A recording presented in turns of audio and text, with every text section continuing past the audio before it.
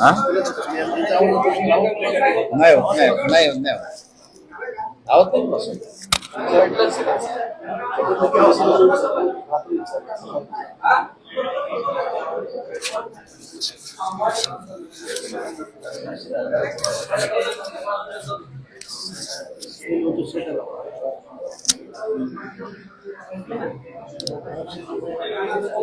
अरे चलो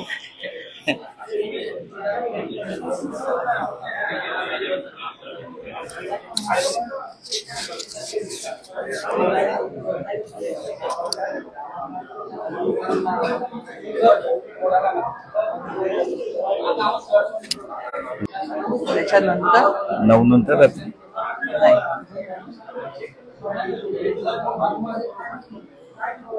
गाडीतच होते. अरे हा तुम्ही गाडीत होते 11 वाजता मला फोन आला होता.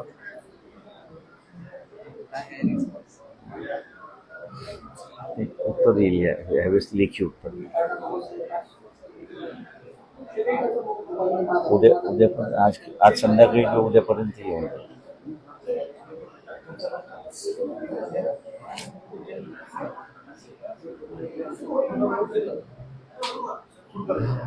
ते त्यांचं थांब म्हटले होते ना ते एक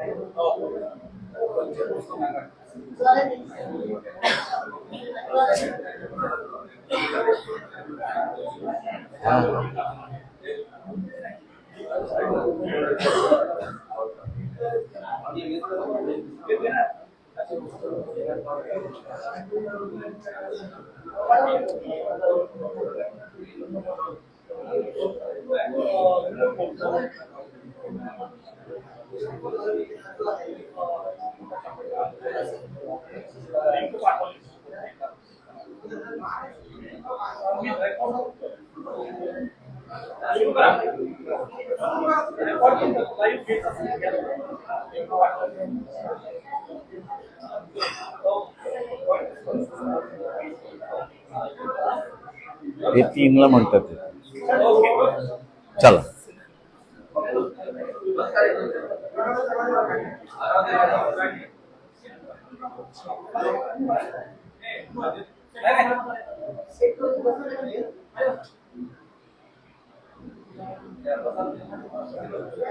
महाराष्ट्राचं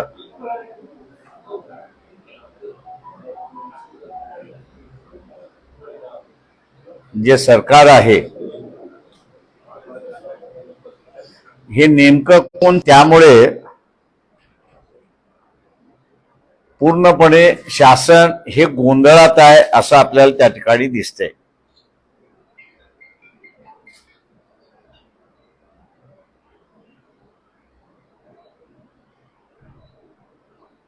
जे शासनामध्ये चाललंय तेच राजकारणामध्ये चाललंय आपल्याला त्या ठिकाणी दिसतंय.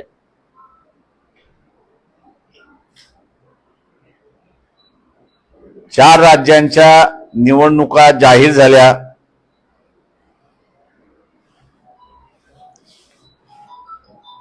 इंडिया म्हणून एकत्र जरी झाले असतील तरी ह्या 4 राज्यांच्या निवडणुकांमध्ये वेगवेगळ्या पद्धतीने लढतात आहेत असंच आपल्याला त्या ठिकाणी दिसतंय.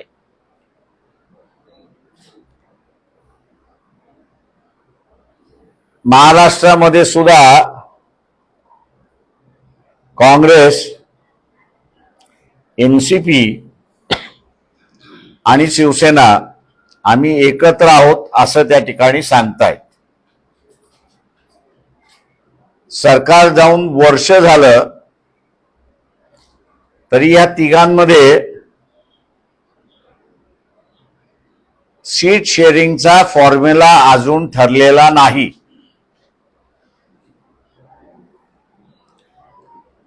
काँग्रेस पक्षाचे प्रतिनिधी जे कोणी बोलतात आहेत ते सगळे त्यांचा सीट शेअरिंगचा फॉर्म्युला का होत नाही याच्याबद्दल बोलत नाही, पण या सगळ्यांचं असं जे टार्गेट आहे ते वंचित बहुजन आघाडी हे असणारं टार्गेट आहे. आम्ही भूमिका घेतली की आम्ही तुमच्या बरोबर यायला तयार आहोत. तुम्ही घेणार की न घेणार याच्यापेक्षा नाचणाऱ्याला जसं नाचता येत नाही तेव्हा तो अंगणाला दोष देत असतो, तशा रीतीने तुम्ही पत्र पाठवलेलं आहे, त्या पत्रामध्ये हा दोष आहे, त्या पत्रामध्ये ते दोष आहे, पत्रातून असणाऱ्या युत्या होतात का, अशा नाना तऱ्हेच्या भानगड्या त्या ठिकाणी चाललेल्या आहेत असं या ठिकाणी दिसते.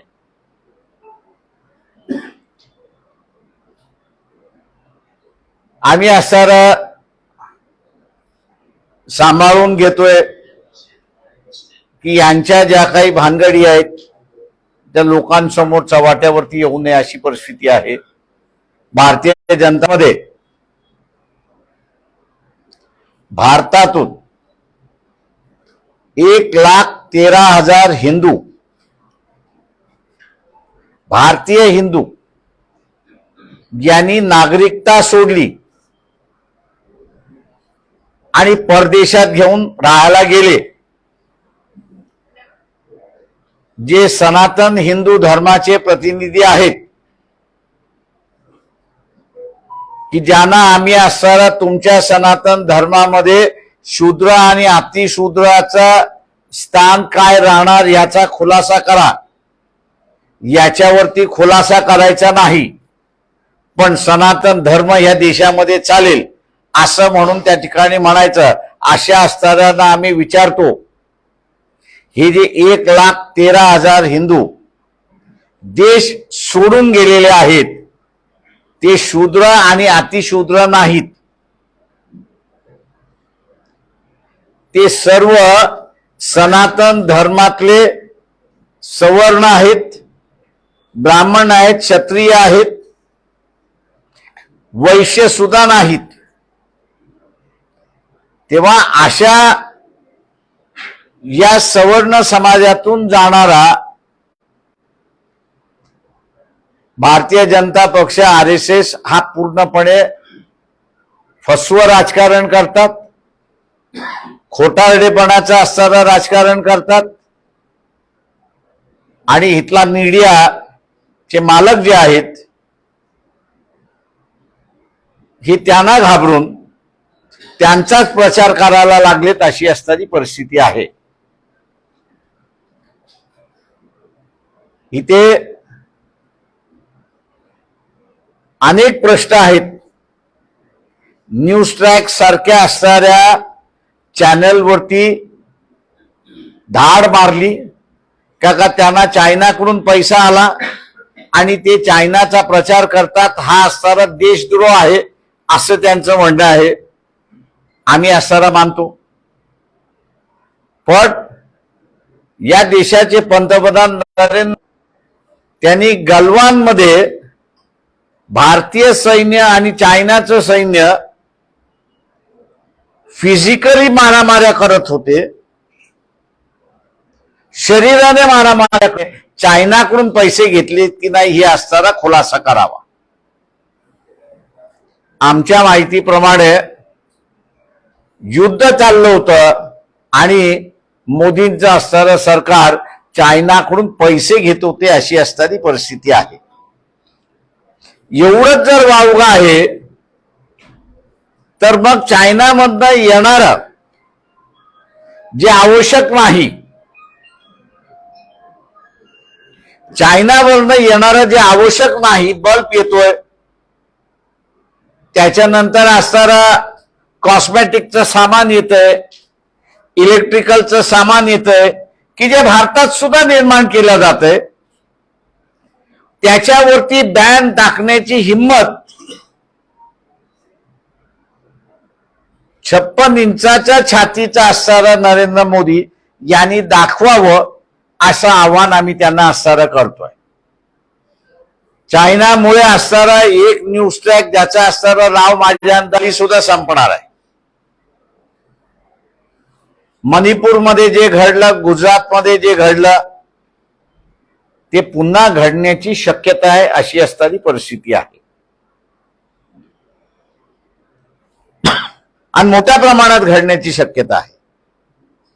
तेव्हा भारतामध्ये नागरिकाने, सर्वसामान्याने यांचा कुठलाही प्रचार झाला, धार्मिक प्रचार झाला, मग तो ईसाईच्या विरोधात झाला, मुसलमानांच्या विरोधात झाला, तर सर्वसामान्य माणसाने रिॲक्ट करू नये असं मी आव्हान त्या ठिकाणी करतोय. यांना जर प्रचार करून जर ते म्हणाले आमची मुलं उतरतील, अमित शहाने स्वतःचा पोरगा उतरावा,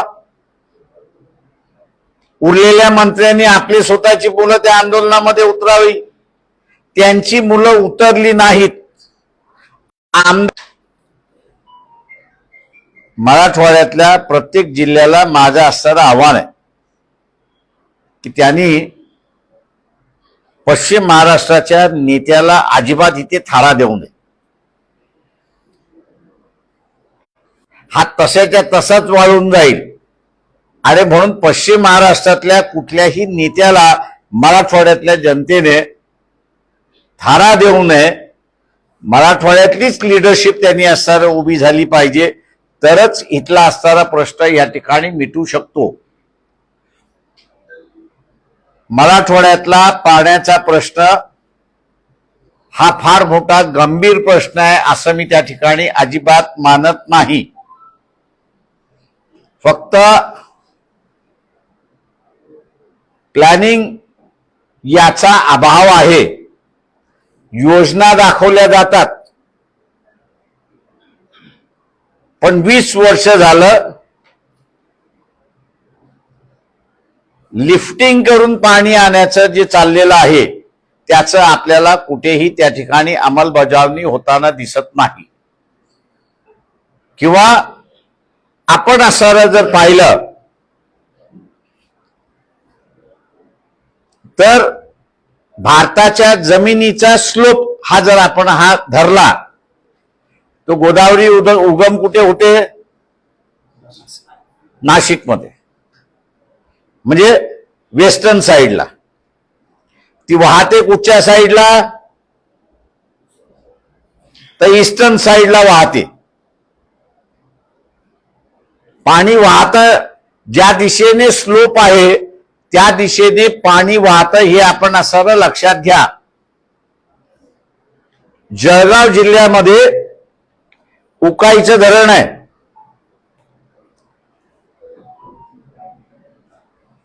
या उकाईच्या धरणाची कॅपॅसिटी जी आहे ती 120 TMC ची आहे.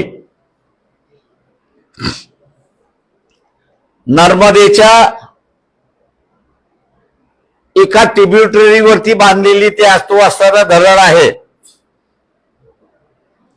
त्याचं पाणी 120 TMC पैकी 100 TMC पाणी हे समुद्रात जातं. आणि ते समुद्रात का जातं? ते उकाईचं धरण सुरत आणि महाराष्ट्राचं जे बॉर्डर आहे त्या बॉर्डरवरती आहे. सुरत हे शहर 10 किलोमीटर समुद्राच्या किनारी बसलेलं आहे. त्याचा काहीही उपयोग नाही. आम्ही असं अनेक वेळा असं म्हणतोय की हे उकाईचं बॅकवॉटर जे आहे त्याचं चॅनेलिंग जर केलं तर त्याचं चॅनेलिंग वैजापूर मार्फत किंवा भोकरदन मार्फत, तोही दुष्काळी भाग आहे, मनमाड आहे तोही दुष्काळी भाग आहे, त्यांनाही असणारं पाणी येऊ शकतं. नगर जिल्हा आपण बघितला असता तर पाण्याच्या मारामाऱ्यावरच त्या ठिकाणी चाललेला आहे. त्यांना जायकवाडीचं असणारं अधिक पाणी त्या ठिकाणी असणारं मिळू शकतं अशी परिस्थिती आहे. फक्त इथं नियोजनाचा अभाव आहे. तेव्हा मराठवाड्यातल्या जनतेने याचा असणारा बघून वंचित बहुजन आघाडीच्या पाठीमागे उभं राहावं. आणि कॅपॅसिटी आहे त्यांच्याकडे हा मराठवाडा लीड करण्याची.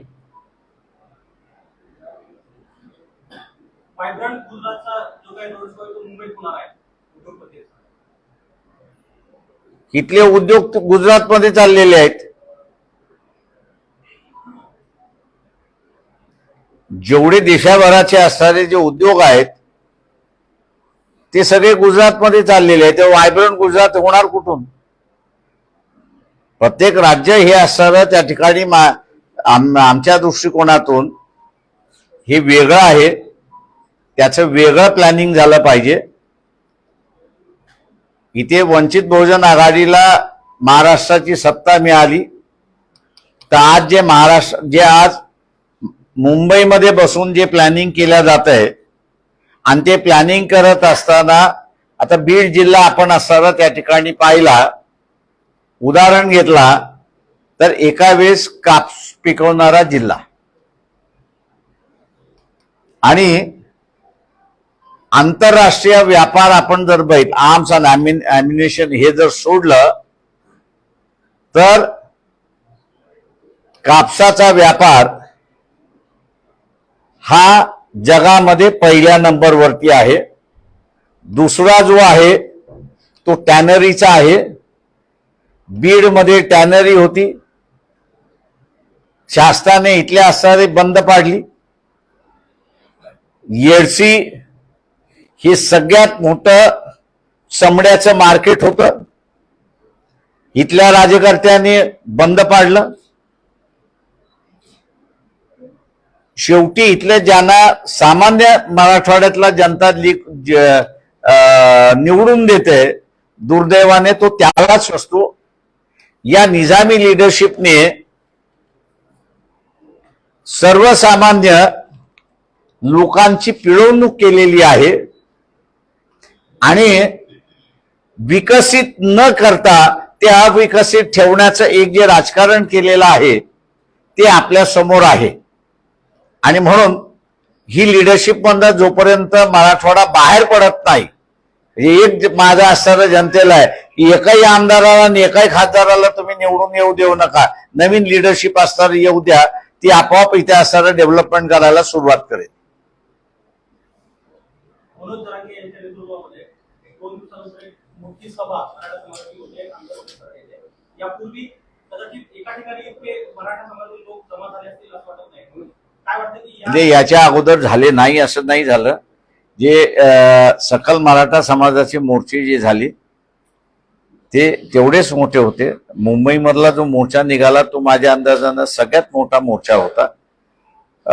14 तारखेला होईल सभा जरांगे पाटलाची, ती सुद्धा सगळ्यात मोठी असणारी सभा होईल. पण दुर्दैवाने जे माईक वरनं तुम्ही ऐकलं, देवेंद्र फडणवीस,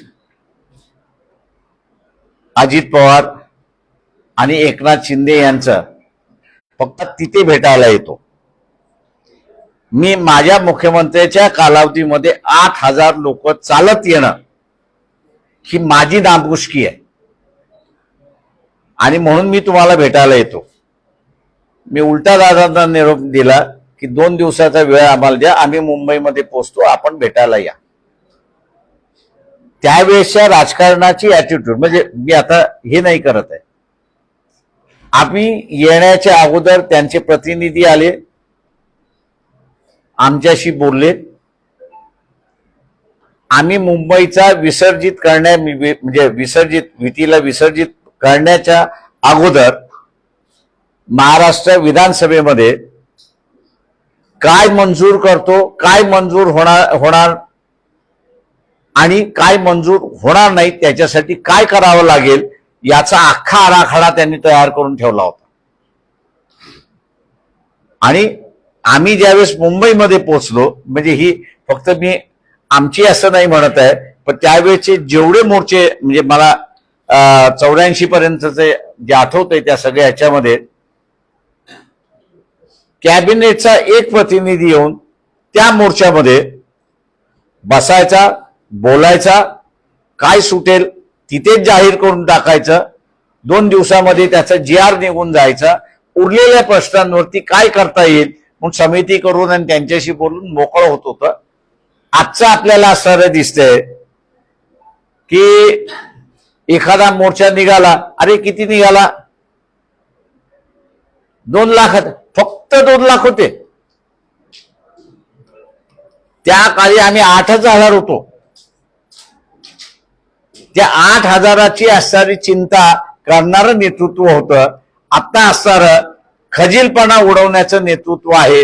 याला असणारा जोपर्यंत लोक संपवत नाही तोपर्यंत हा जो सिरियस इश्यू या देशामध्ये झालेला आहे, महाराष्ट्रात तरी झालेला आहे, किंवा आरक्षणाचा इश्यू देशभर व्हायला लागले, त्याच्याकडे गांभीर्याने पाहणार नाहीत अशी परिस्थिती आहे. मराठा समाजाला सरकारकडून निराशाच होईल किंवा काय? निराशात मला दिसते, मला दुसरं काही दिसत नाहीये. राज्य सरकार दिलेला शब्द पाळणार असं दिसतंय का? मला अजिबात दिसत नाहीये का त्या पद्धतीची असणारं कुठंतरी महाराष्ट्रामध्ये चर्चा सुरू आहे, म्हणजे कॅबिनेटमध्ये चर्चा झालेली आहे किंवा अधिकाऱ्याच्या स्तरावरती चर्चा झालेली आहे, किंवा ज्या काही IAS अधिकाऱ्यांना मी असणारं ओळखतो आणि त्यांना असणारं जे काही विचारण्यात आलं होतं किंवा 14 तारीख जवळ येते, आपण काय करताय, ते म्हटलं काय नाही, प्रकाशावर सगळं आलबेल आहे, चिंता करू नका. आरक्षण मागलं जातं, दुसरीकडे खाजगीकरण केलं जात आहे, मोठ्या प्रमाणात शाळांचं खाजगीकरण आहे, सगळ्यांचं खाजगीकरण आहे. मुख्यमंत्र्यांचं सुद्धा खाजगीकरणाची मागणी मागा ना. सरसकट कुणबी प्रमाणपत्राची मागणी आहे म्हणून तराटे पाटलांची, त्याबद्दल आपलं काय मत आहे? माझ्या हा कायद्याचा इश्यू आहे, त्यांनी मागणी मागितलेली आहे, ती माझ्या अंदाजानं गव्हर्नमेंटनी एक्झामिन केली पाहिजे त्या ह्याच्यामध्ये, पण ती तपासणी करत असताना जरांगे पाटलांबरोबर जी लीगल टीम आहे त्या लीगल टीम बरोबर त्यांनी बसलं पाहिजे आणि त्याच्यामधलं काय शक्य आहे काही शक्य नाही हे त्यांनी असणारं त्या ठिकाणी पाहिलं पाहिजे. पण आम्ही असणारं एक त्या ठिकलेली आहे की ओबीसीचं ताट हे ओबीसी पुरतं मर्यादित ठेवा, जे नवीन आरक्षण मागतात आहे त्यांचं तुम्ही असणारं एक वेगळं ताट करा आणि त्यांना तुम्ही द्या. आता काही जण म्हणतात 50% अट, पण EBS इकॉनॉमिकली बॅकवर्ड क्लास ज्यांना संविधानामार्फत आरक्षण मिळालं त्याला सुप्रीम कोर्टाने 50% ओलांडण्याची परवानगी दिलेली आहे. त्याच्यामुळे यांच्या मनामध्ये आरक्षण देण्याचं आहे का? लढणारा हा मराठा समाज आहे, सत्तेमध्ये बसलेला सुद्धा मराठा समाज आहे, पण या दोन मराठ्यांमध्ये फरक आहे असं मी त्या ठिकाणी मानतो. एक निजामी मराठा आहे, सत्तेतला जो आहे तो निजामी मराठा आहे, आणि लढणारा मराठा जो आहे तो रयतेतला मराठा आहे. हे भांडण शिवाजी महाराजांच्या काळापासून चाललेलं आहे. रयतेतला मराठा हा शिवाजी महाराजांबरोबर राहिला आणि निजामी मराठा हा मोगलांबरोबर राहिला अशी असणारी परिस्थिती आहे. तेव्हा इथल्या रयतेतल्या मराठ्याने असणारा लक्षात घेतलं पाहिजे की तो जोपर्यंत सत्तेमध्ये जात नाही किंवा तो आरक्षणाचा पुरस्कार करणारा याला सत्तेमध्ये जोपर्यंत तो पाठवत नाही तोपर्यंत हा तिढा सुटत नाही. आणि म्हणून म्हटलं तो फॉर्म्युला आमच्याकडे आहे ना. या इथल्या असणाऱ्या रयतेतल्या मराठ्याने आम्हाला सत्ता द्यावी, सुप्रीम कोर्टाला मान्य असणारा तोडगा करून आरक्षणाचं काढता येईल अशी परिस्थिती आहे. नवाब रेबिया जे प्रकरण आहे नवाब रेबिया अरुणाचल प्रदेशमध्ये त्याची सुनावणी घटनापीठापुढे होत आहे उद्यापासून, तर त्याचा आणि महाराष्ट्राच्या निकालासंदर्भात एनसीपी आणि शिवसेनेचे एकत्र झालेलं त्याचं म्हणताय का? ते मुळात माझं म्हणणं असं आहे, एक लक्षात घ्या की सुप्रीम कोर्टाने स्पीकरला जे ट्रायब्युनल म्हणून ठरलेला होनरूचा निर्णय जो आहे तोच मुळात बेकायदेशीर आहे, घटनाबाह्य आहे आणि कोर्टाचं ज्युरिडिक्शन नसताना दिलेला निर्णय आहे. आणि म्हणून सेनेच्या वेळेस मी असताना म्हणालो होतो की सेनाने इलेक्शन कमिशनला सिम्बॉल वाटप करण्याचा अधिकार आहे का याचं असणारं तपासावं. कारण का 71 साली एक निर्णय म्हणजे एक पिटिशन पंजाब कोर्टातून असणारं सुप्रीम कोर्टात गेली होती. Gill versus election commission of India त्याचं असणारं नाव आहे. कृष्णा अय्यर हे त्याचे त्या बेंचचे प्रमुख होतं. 5 की 7 जजेसचं ते बेंच होतं आणि त्यांनी घटनेच्या 141 म्हणजे 141 खाली आणि 142 असे 2 कलम आहेत. 142 खाली जे कलम आहे ते म्हणजे त्या पार्टीस पुरतं ते मर्यादित राहतं, इतरांना लागू होत नाही. पण 141 खाली निर्णय दिला तर पार्लमेंट जसा एखादा कायदा करते आणि तो सगळ्यांना लागू होतो, तशा रीतीने सुप्रीम कोर्टाने एखादा निर्णय दिला तो सर्व केसेसना लागू होतो आणि लोकांना लागू होतो, अशी असणारी परिस्थिती आहे. तेव्हा gill versus election commission of India याच्या कृष्णा अय्यरनी आर्टिकल 141 खाली तो निर्णय दिला आणि त्यांनी असं कोडिफाय केलं की इलेक्शन कमिशनचे अधिकार कुठून सुरुवात होतात आणि कुठून संपतात.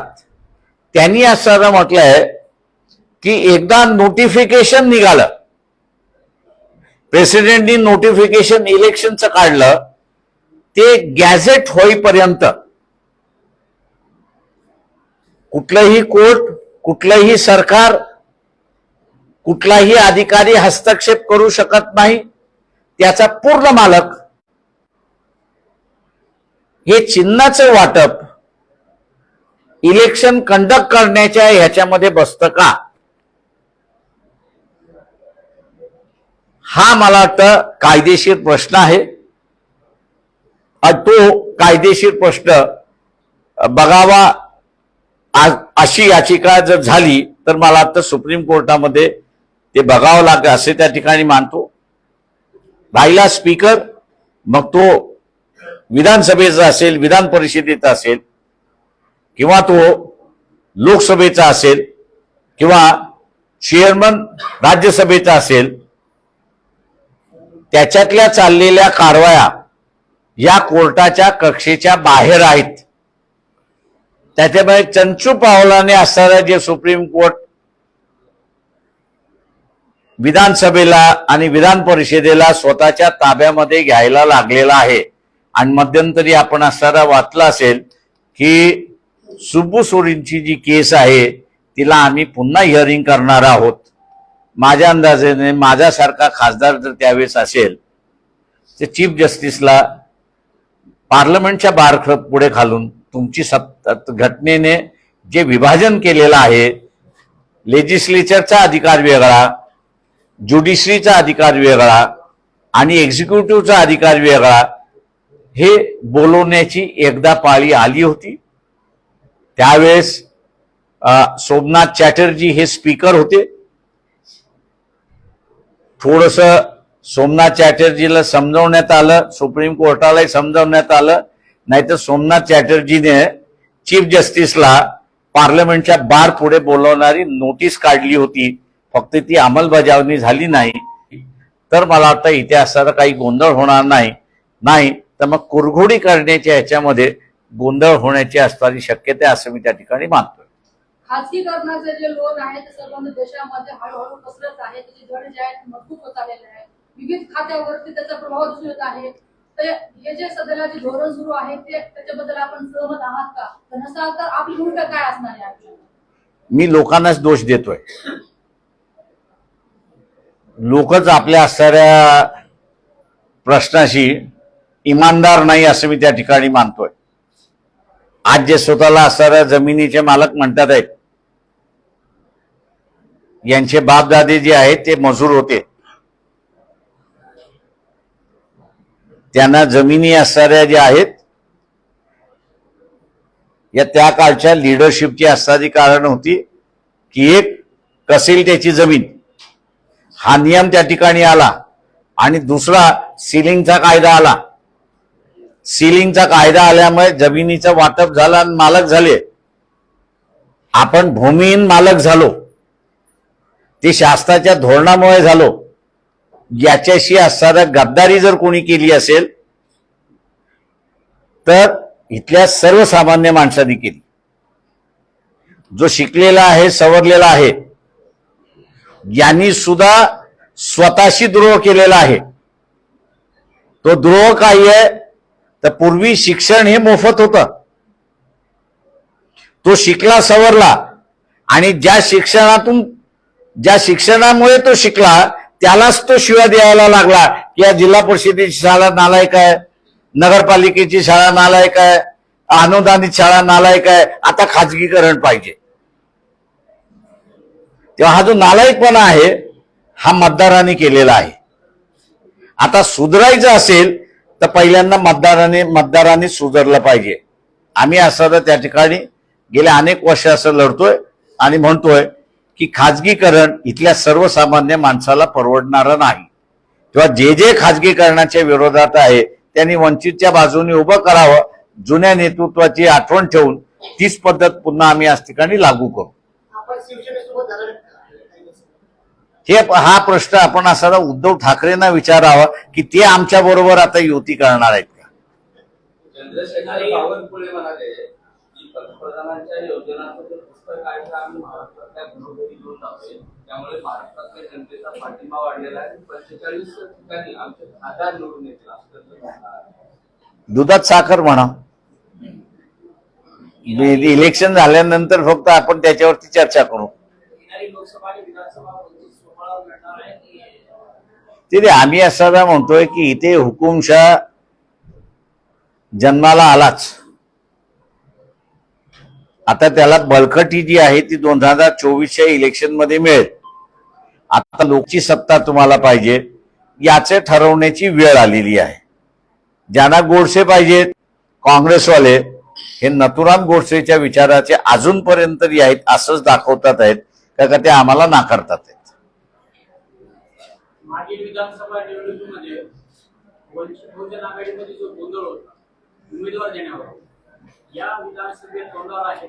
यावेळी असं काही होईल? म्हणजे यावेळेस मला अजून वर्षभर आहे त्याच्यामुळे आम्हाला सुधार करण्यासाठी वेळ मिळालेला आहे.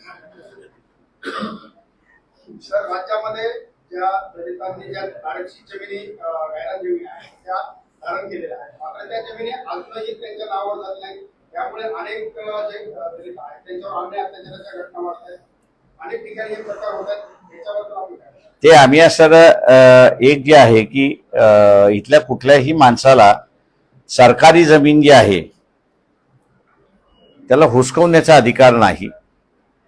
ज्यांनी अतिक्रमण केलेलं आहे ते अतिक्रमण त्यांनी त्याच्या पोटासाठी उत्पन्नासाठी केलेलं आहे आणि त्याच्यामुळे ते साधन त्यांच्याकडे असलंच पाहिजे या भूमिकेचे आम्ही आहोत. आणि भर पावसात आम्ही असा मोर्चा काढला होता आणि अतिक्रमण जमिनी ह्या त्यांच्या नावावरती झाल्या पाहिजेत हे आहे. काही सरपंच जे आहेत त्यांच्यावरती आम्ही असा गुन्हा आता दाखल केलेला आहे आणि जे काही सरपंच जमीन उद्ध्वस्त करतात आहेत, ज्यांची जमीन उद्ध्वस्त केलेली आहे त्यांच्याकडून वैयक्तिक त्यांचे नुकसान भरपाईचे दावे सुद्धा आम्ही दाखल केलेले आहेत. ज्यांनी केले नसेल त्यांनी दाखल करावे. कायदेशीर जी काही मदत लागते ती मदत आम्ही त्यांना देऊ. आपण भाजपच्या विरोधात सध्याला उतरलेला आहोत. मात्र भाजपमध्ये भाजप नेता जे आहेत पंकजा मुंडे त्या अस्वस्थ असल्याचं पाहायला मिळालं.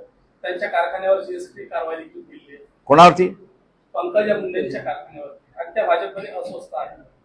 काय तुमची प्रतिक्रिया काय आहे? माझी काहीच प्रतिनिधी त्यांचा इंटरनल पक्षाचा भाग आहे.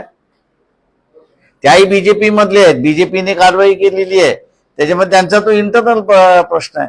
जाणीवपूर्वक बहुजनाच्या नेत्याला त्रास दिला जातोय तुम्हाला वाटतं? बहुजनाच्या नेत्याला त्रास दिला जातोय. आता ते बहुजनाचे नेते असतील तर ते बहुजनाचा पक्ष स्थापन करतील. मग मी म्हणेन की त्या बहुजनाच्या नेत्या आता ते असणाऱ्या नथुराम गोडसे हेगडेवार आणि गोलवरकरच्या पक्षाचे आहेत त्याच्यामुळे ते बहुजनांचे नाहीत. काय नथुराम गोडसेने बहुजनांचे नेते महात्मा गांधी यांचा असणारा खून केला आणि गोलवलकर आणि हेगडेवार या दोघांनी असणारं ज्या बहुजनाच्या संदर्भातली भाषा वापरली होती त्यांच्या कालावधीमध्ये तेलाच्या संदर्भातला असणारं भाष्य करत असताना त्यांनी असं म्हटलं त्या विधानसभेमध्ये काय तेल काढायला जायचंय की काय, ही भाषा त्यांची होती. त्याच्यामुळे जोपर्यंत त्या पक्षाच्या आहेत तेव्हा त्यांना ती विचारसरणी मान्य आहे असं मी घरी धरून चालतोय. त्याच्यामुळे आपल्याला नो कॉमेंट्स. सल्ला काय असेल? हा सल्ला काय असेल पंकजा मुंडे? ते विचारलं तर त्यांना सांगतो ना मी. सल्ला काय असेल? जाहीर